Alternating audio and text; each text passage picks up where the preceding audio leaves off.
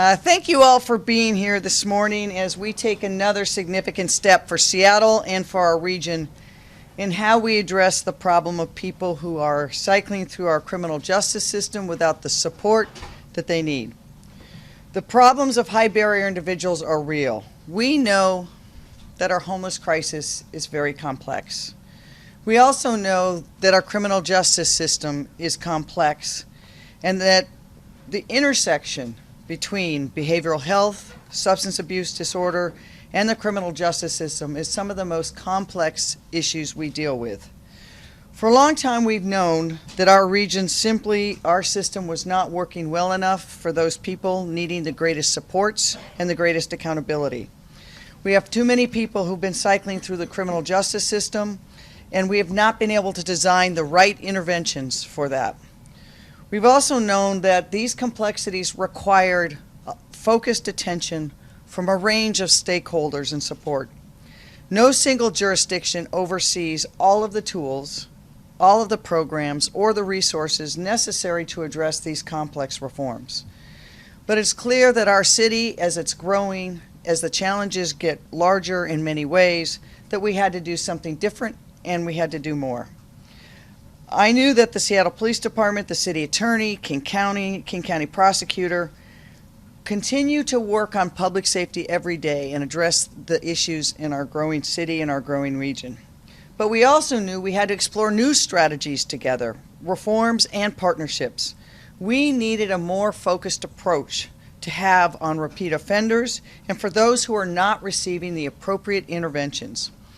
That's why this March I was able to bring together a working group to explore both short-term and long-term recommendations for how we could do better to reduce the number of people cycling through the system.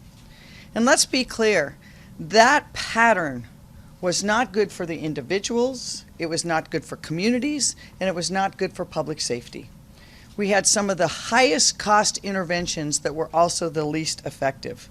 We knew we needed to come together and bring people across jurisdictions to address this issue. So we had a work group that included the Mayor's Office, the King County Executive's Office, the Seattle Police Department, the Seattle City Attorney's Office, the King County Prosecutor's Office, Seattle Public Health, the Seattle Municipal Court, the King County Superior Court, staff from the City Council, the Public Defenders Association, our city's Human Services Department, the King County Department of Human Services, and representatives from Pioneer Human Services and the University of Washington, trying to get different perspectives.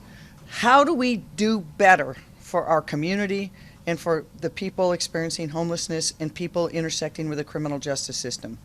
Since April, virtually every other week, this group has come and met to discuss how we could coordinate more closely, fill the gaps in resources, how we could deliver services more efficiently and effectively, and where we could make additional investments that actually improved the system.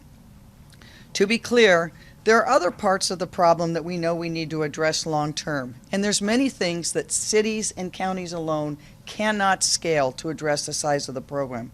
We will continue to invest in other areas, more affordable housing, more things directed to public health. Yesterday we announced a number of investments really focused on low acuity population to see if we could have public health interventions earlier to disrupt this cycle. But even as we continue to expand those investments, we knew that there were some new tools, and the group was able to identify those tools in addressing some of the gaps in the system. After months of hard work and collaboration, today I can announce that that group has developed 4 new pilot programs to address the challenge of repeat offenders in our region and to provide both accountability and support to the individuals to disrupt this cycle. To be clear, no one is saying that any of these pilots standing alone will solve the problem, but each represents a potential new tool. And if we see that tool works, we will be able to expand it more. We also need to be honest that we have to work with our agency partners, with our community stakeholders, and continuing to get better and improved results as the city changes and our challenges shift. The first pilot is a comprehensive place-based treatment center at the West Wing of the King County Jail. As many of you know, that wing has already been utilized for a shelter that is showing early promising results. This partnership will be funded through a partnership between the city and the county. And I will tell you, I'm very gratified for the ongoing continued partnership with King County on a whole range of issues to deal with the challenges that our city and our region faces. This program will provide intensive on-site treatment for mental health and substance abuse disorders, as well as case management. The second pilot program will help plan for those high-impact individuals being released from jail within 12 to 48 hours of their incarceration. As many of you know, for longer stays in our detention centers and our correction facilities, they're going to be planning for release. But for short-term people, they aren't. Too many people have been discharged directly into homelessness, leading to this cycle. We will include on the discharge plans links to behavioral health, physical health, housing, and other supportive services to disrupt this cycle. Third, we will implement a new probation programming through a city-led program with the Seattle Municipal Court. This will include smaller caseloads for probation counselors and special training in harm reduction. A probation counselor will meet with individuals where they are in the field, have more frequent review hearings with judges, and give people that chance to spend less time in jail, only if they agree to certain dependency treatment. The program could begin as soon as later this year. Fourth and finally, there will be a new joint effort to help coordinate responses across systems and programs. This will address those involved in diversion programs, court programs, or post-sentencing probation on working both on individual cases and on a macro level to assess whether the existing programs are working and to identify gaps early so that we can address those gaps. Both Executive Constantine and I are transmitting plans as part of our respective budgets to our councils. We hope to work with the members of the City Council and the County Council to support these investments and address these challenges. We know that we have to do this as a region. We also know that with our respective councils' approval, we will begin implementing all of these pilots this fall and into 2020. The coordinating of the members of this working group is just beginning. We will continue to meet regularly, though probably not as frequently. As these new programs are implemented, we want to be assessing what's working, what could work better, what could be scaled, and where are new gaps that we have to identify programs to deal with. I just want to add that no entity, none of us standing here today, has jurisdiction over all these areas. We also cannot meaningfully address behavioral health without the state and federal government stepping up to do more. We know that behavioral health has been defunded at the federal level and the state level. Last session was a good start, but it's not enough for what we're seeing in our community. We have more people that need services than we can provide services to. We also need to be honest that cities have become the new safety net of America. But cities alone do not have the capacity to address these issues. It's one reason I am so grateful to be standing with two county leaders who've said that they will work with us to address this, because we know what happens in Seattle shows up in the rest of the region. I want to thank every member of the working group. People brought very diverse opinions to the table, but with them wanting one thing, to make it better. So we look forward to having this move forward, and with that, I will hand it over to my great partner in all this work, King County Executive Dow Constantine. Thank you, Mayor. Well, thank you, Mayor Durkin, and thank you for convening this work group. It is helping us to focus our energy and attention on finding the housing and support solutions for a population that both faces and presents many challenges. King County brought our experts and our leaders into this effort, as well as our spirit of innovation and our data-driven best practices. We know what works, and from experience, we know some things that don't work. We must now collaborate across governments and systems to implement those programs and practices that will make a difference in people's lives and in the lives of our community. Now, last March, we converted, as the mayor mentioned, the first floor of the nearly vacant west wing of downtown Seattle Correctional Facility, the King County Correctional Facility, to a 40-bed, 24-hour-a-day men's shelter with on-site case management and access to services. It's specifically tailored to a population that has been very difficult to serve. This combination of housing and services has yielded some very promising results. So far this year, 38% of the people exiting the shelter have exited into permanent housing, mainly permanent supportive housing.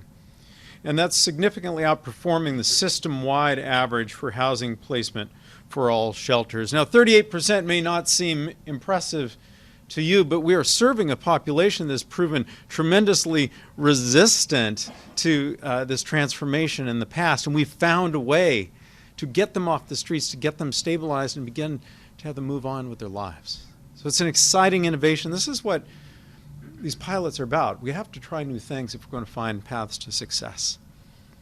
Yeah, the numbers are low compared to the need that you see on the street, but the success gives us confidence that we are on the right track, and it gives us direction for future investments.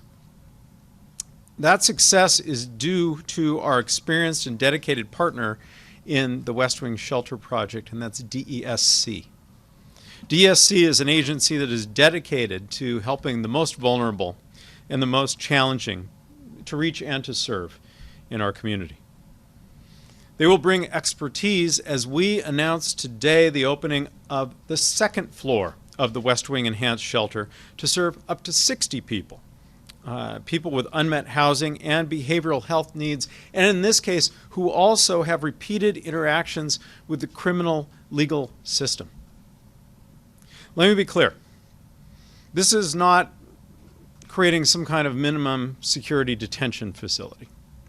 This is an enhanced shelter with 24-hour services. No one is going to be compelled or forced to reside there.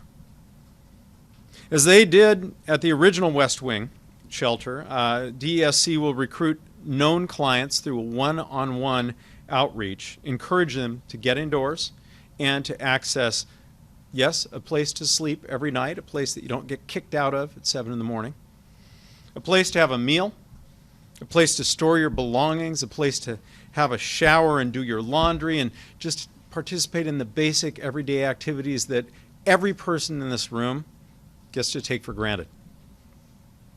A place to meet with case managers and housing navigators and employment counselors when they get ready to take the next steps to stability. And yes, while they are there on the second floor of the West Wing, they will be able also to have on-site behavioral health services.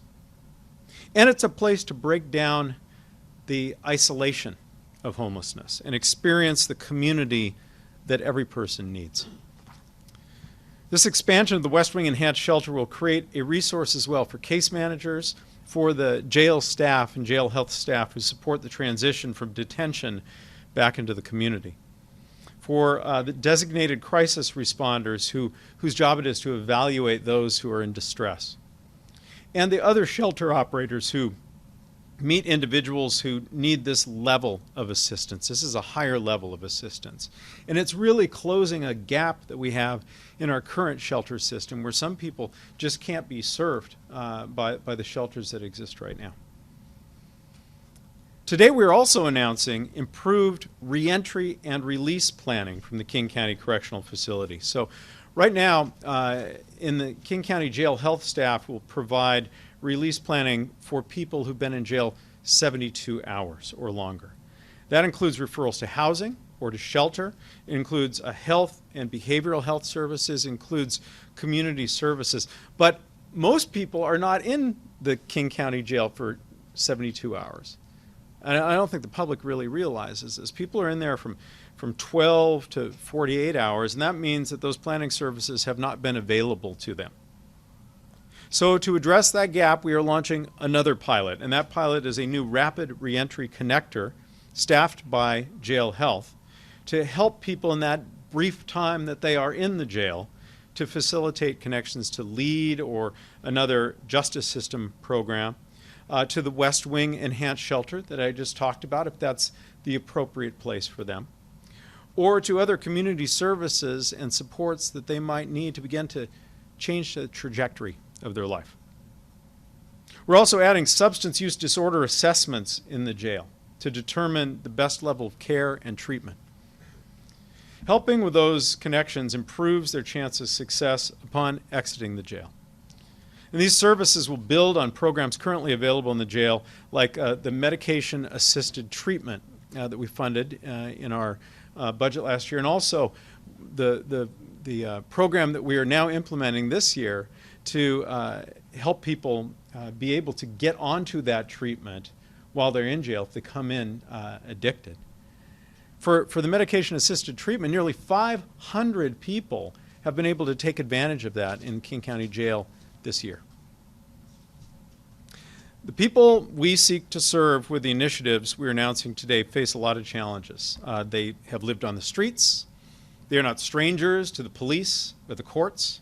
They have struggled with sometimes debilitating health issues. And there is no simple, singular policy that will meet the needs of this population and keep our community safe. Instead, we must build on our successes and our innovations. Familiar faces in the program we call VITAL, on LEAD, on the enhanced 24-hour shelter model. We must take risks, we must try new things, because conventional thinking and conventional approaches are not going to win this fight. They are inadequate to the challenge we face in our community.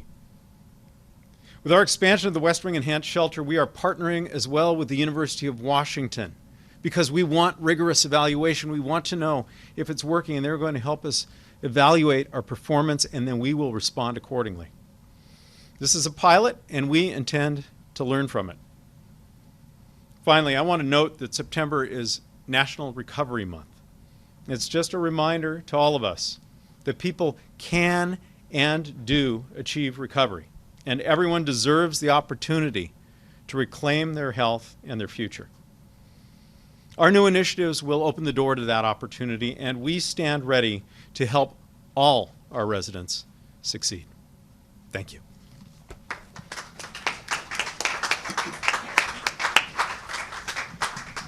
Hi, I'm Dan Satterberg. I'm King County Prosecuting Attorney. You know, the frustration that we have all felt in this city over the obvious social disorder that we see on the streets, that frustration is legitimate and it is deserving of a response. Today, thanks to the mayor's convening and to the partners in this effort, we've begun to unveil some strategies. Now, I don't call these solutions because I'm not sure that any of us have a solution to what we see out on the streets. It is worse than it used to be. I've worked across the street for 35 years in downtown. Things do look different. And our ability to manage what we see as obvious social disorder is being challenged. But we have strategies now that we're going to fund and that we're going to pursue because we can manage them better. And the common theme in what we're unveiling today, in what I think is a very focused and balanced first step of strategies, the common theme is that these are ways to connect people to stabilizing services. Whether you're in the court, you've been convicted of a misdemeanor on probation, there's a new way to connect those people to stabilizing services. Whether you're in the jail and about to be released, is a new way to connect you. There's a new place, because often we just need a place as part of our response when police show up and they find somebody who's in an obvious situation of a behavioral health crisis. We just need a place to take them and calm down and begin to work on their issues. So the connection to stabilizing services is, I think, a key and common theme throughout all of these strategies. And let's be honest, the people that we're talking about have high needs, very high needs, and often there are inherent limitations to what the courtroom can do alone, what the judge alone can do. We have continue to prosecute people who violate the law. In the city of Seattle, to date, we've filed more than 700 felonies for both property offenses and for drug offenses. So we are utilizing the court system. But let's be honest that the court system cannot reach all of the people that we need to reach. Our capacity there is limited as well. And there are quite a significant percentage of the people that we're dealing with who have legal competency issues, which means it's a jurisdictional bar. If the person is not legally competent, then the court cannot proceed with that case. And so we have to have a different approach for people who are incompetent. So in addition to those 4 strategies, I just want to say that you know, I get plenty of criticism that somehow the court system doesn't care enough. The prosecutor, if you just cared a little bit more, worked a little bit harder, we wouldn't have this issue. I want to say this, that the things that we know work today are all at maximum or over capacity. We need to continue to build the capacity of the things that work. The frustration that we feel has to come with the cost, and that cost has to be to invest in the things that we know can continue to provide stabilizing services to people who need it. Things like the Law Enforcement Assisted Diversion Program, like the VITAL program that Executive Constantine talked about, which is a way to anticipate people who are frequently utilizers of the jail, work upstream with them so that they don't come back to the jail. It's a very cost-effective program, but it's capped at 60 people, and it's full. And we need to invest in another cohort there. The involuntary treatment courts that we use sometimes for people who are incompetent and have severe behavioral health crisis, their capacity is way over what they can handle. It is no longer a credible option because we just don't have any room and nowhere to put people. We have things like drug court, which is a great program, but it is also full. So let's not think that we can just have a few ideas on a piece of paper and it'll be fine. We have to invest in new capacity for people to provide the stabilizing services. We know what works. This is not rocket science. This is social science, so it's much, much harder. We're working with people, and people are flawed, and they each have a story about how they ended up on the street. They each have a story about how they ended up with a substance use disorder. And what it takes is an army of social workers and case managers and people who care to sit down and figure out what their life story is to help them find a path to recovery. But that path can be found, but it requires us to invest new money in the things that we know work. So I want to thank the mayor for putting this together. It's a great first step. These are strategies that hold promise, and we are just getting started. Thank you.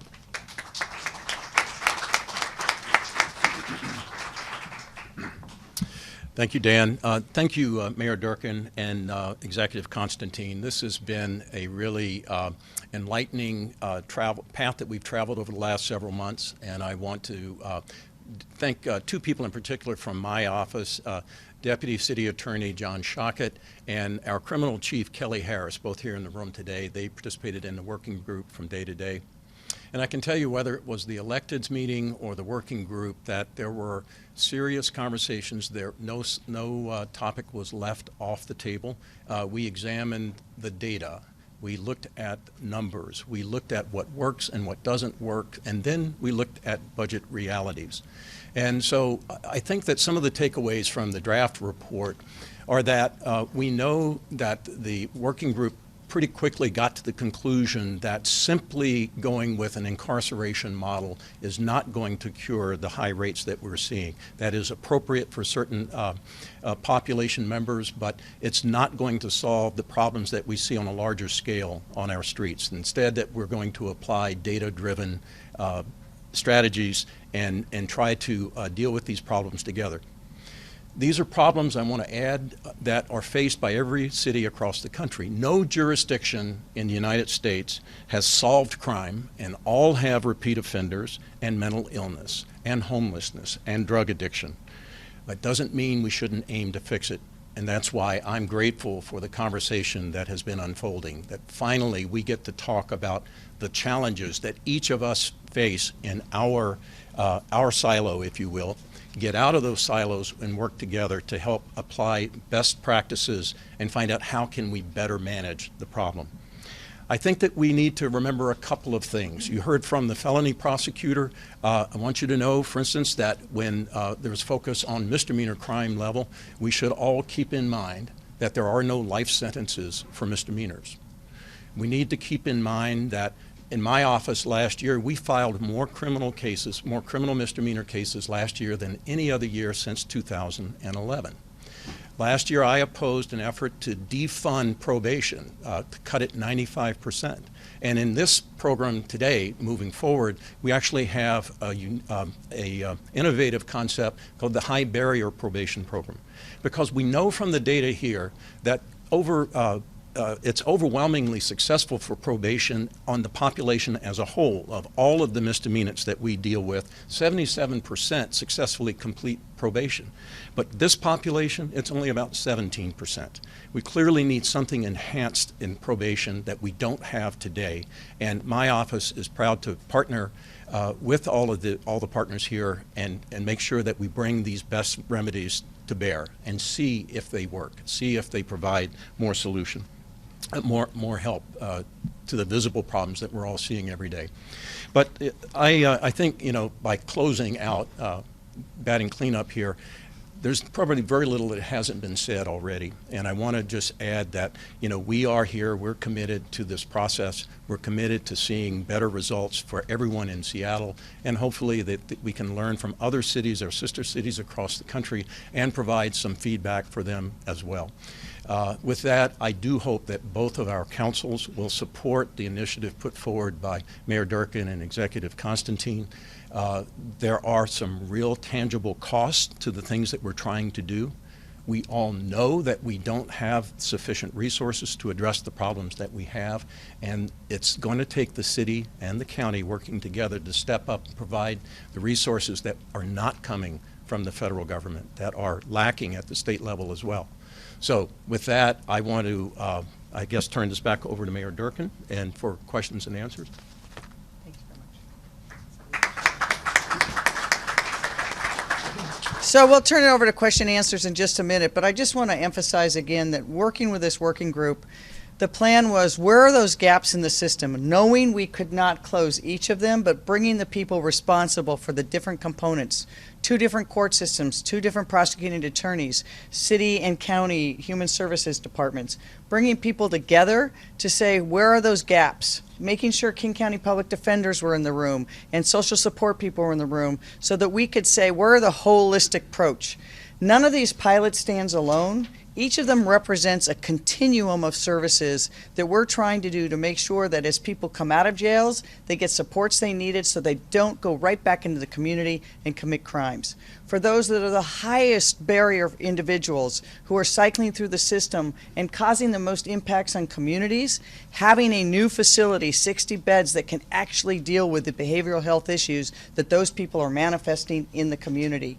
Making sure that those people who are worthy of a criminal justice intervention, that we have enhanced probation for these groups to meet with them, to make sure that they're complying, to making sure that they get the services they need and public safety is ensured. So each of these pilots working together will provide a holistic new approach to the system. Again, I'm enormously grateful for each of the people standing behind me who have been rolling up their sleeves, trying to find solutions. None of these things standing alone will fix this problem. But this, together with a range of tools that we've announced over the last 2 days on both public safety and public health, we think can make a measurable difference in our community. And with that, I'll take questions. Most of them will be addressed to the people behind us, but so feel free to ask any questions. Dan mentioned that LEAD is, or the mentioned that LEAD is and Vital are at capacity. Are there plans to expand LEAD and Vital? The short answer is yes. We're both transmitting budgets that will be scaling those programs and also adjusting to make sure that all the programs work together so that they're serving the community and we understand what the outcomes are for them. How much? The budgets will be transmitted coming forward. We're still working with LEAD and other programs to see where all of those programs will fit together. And similarly to that, shelter expansion, and if you're working with the population to connect them with services, but the services are all full, is there some sort of tied expansion? Yes, there is. And then how much money are we talking? The total amount for this, I don't know the exact amount for this, David, because some of it goes through the county budget, comes through us. But the enhanced shelter at the 60 new beds that will be for this population, that will come from both the county and the city budget. And the idea there is for it to be probably one of the most enhanced shelters. so that we have people connected with services and a plan to get them housing and support so that they're not cycling back into the community and having those high impacts that we see. But we can get you the exact amounts from the budget items for this after this. Yep. Can I just 1 second? Yeah. Yeah, I just want to follow up. Outside of the city of Seattle, in last year's county budget, we provided funding to expand LEAD to other cities, including Burien and where else? Burien's the only one that's up there, right? They're up and running now. And so our idea is, this is a region-wide challenge, not just a city of Seattle challenge. We want to make sure we're providing these programs. Capital for the build-out of the second floor, which has a lot to do with ingress and egress, because it used to be all inward-facing because it was detention, is $4 million. We're splitting that capital cost between the county and the city. The initial operating subsidy that we need to put in is, I think, $800,000 for the first year. And we believe that will help us really address a population that has been particularly difficult to address in the current shelter and human services system, and yet that challenge has also not been solved by the criminal justice system. It's filling a gap. Thanks. So there was talk last year of, as you mentioned, of reducing the amount of probation. This seems like it's increasing probation. And I'm wondering, is that trauma-informed? And how would, I think, Prosecutor Seidelberg, you mentioned something about agreeing with certain things. What would that look like? Well, probation question is for the city attorney, this municipal court. Sure. I believe that probation does offer alternatives that are not realized by simple stay in a jail.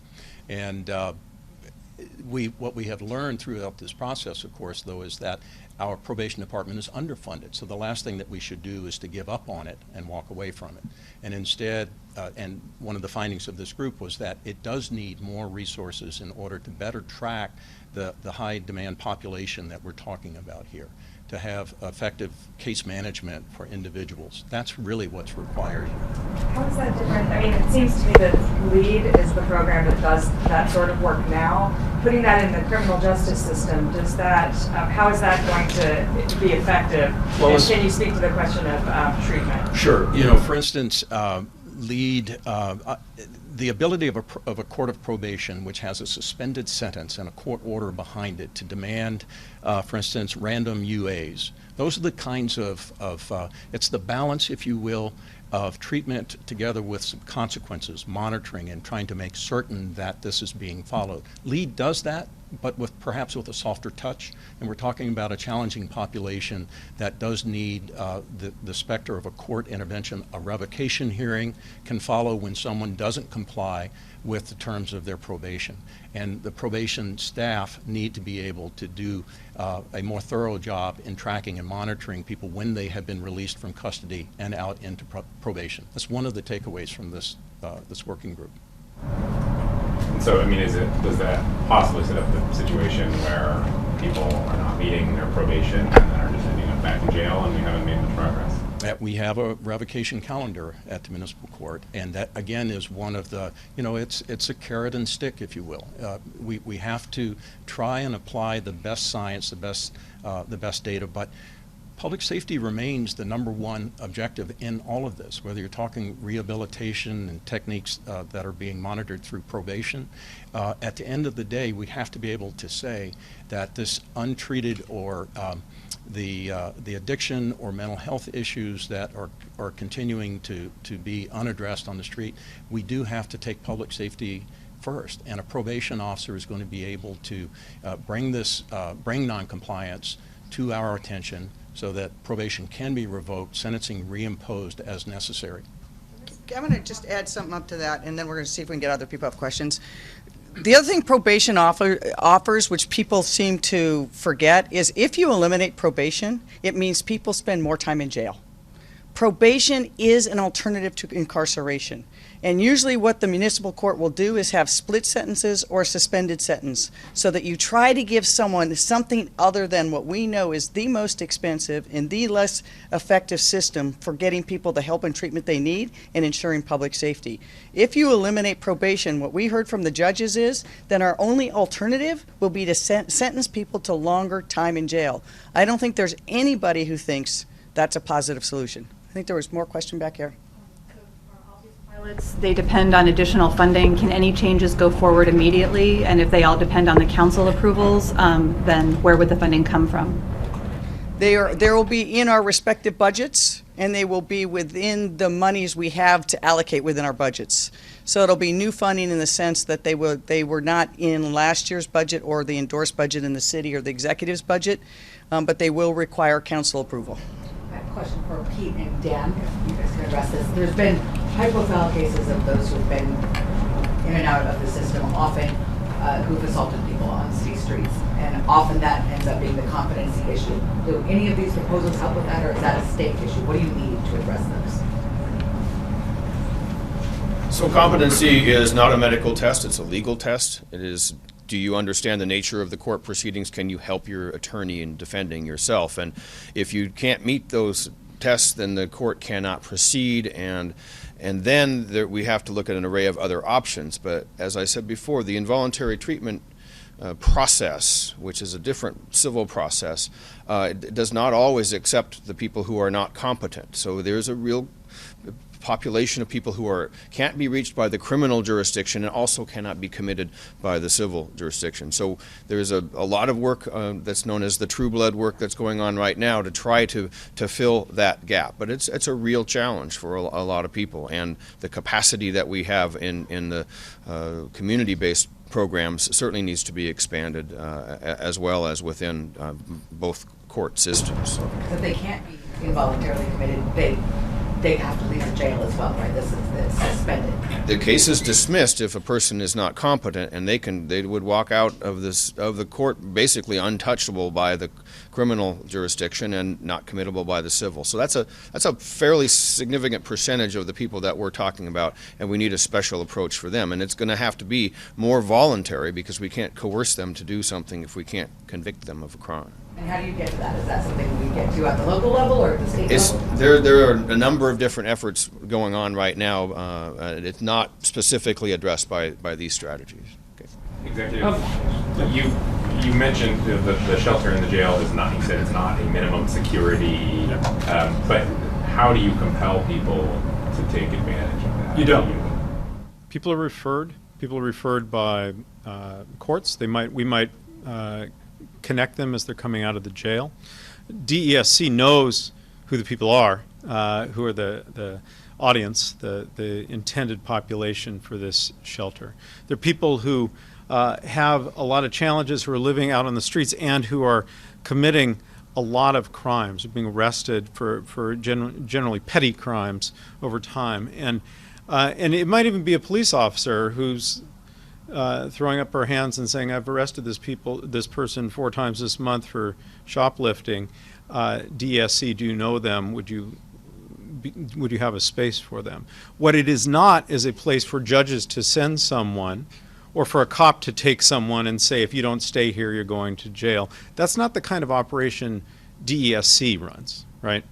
That's another model that could be used in another context, but that's not what this one is. We believe that most of the population we're seeking to address here, if presented with a safe 24-hour place with services and the ability to store your things and take a shower and do your laundry, that they will take advantage of that as an alternative to being out on the street. And then we can begin to get to the underlying challenges they have and get them, or at least some of them, back on a path to a productive life. Is there reason to believe that hasn't been offered to them before?